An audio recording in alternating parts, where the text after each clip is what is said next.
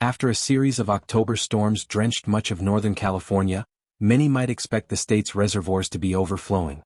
But while the rainfall was welcome, it wasn't quite the dramatic turnaround some hoped for. The recent storms provided only modest increases in water storage, serving more as a kickstart to the upcoming wet season rather than a full recovery event. According to the California Department of Water Resources, the state's reservoirs are currently sitting about 9% above the historical average for late October. However, much of the early season rain didn't flow directly into reservoirs.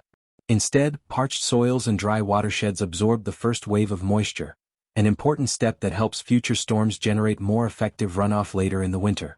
Here's how the major Northern California reservoirs currently stand. Shasta Lake, the state's largest reservoir, is now 56% full, roughly 5% above normal for this time of year. Shasta reached full capacity earlier this summer, a major milestone after several years of drought recovery. Lake Oroville, holding at 54% capacity, about 2% above average, Oroville remains in solid condition heading into the winter months. The lake also reached full levels this past summer for the third consecutive year. Folsom Lake, currently at 44% capacity, Folsom sits about 2% below its historical average. Still, it's considered stable and well-positioned for additional inflows this season. Trinity Lake, the standout among Northern California reservoirs, Trinity is at an impressive 71% of capacity, about 21% higher than normal for late October.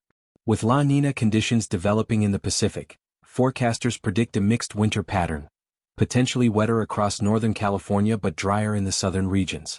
For now, the state's water outlook appears cautiously optimistic.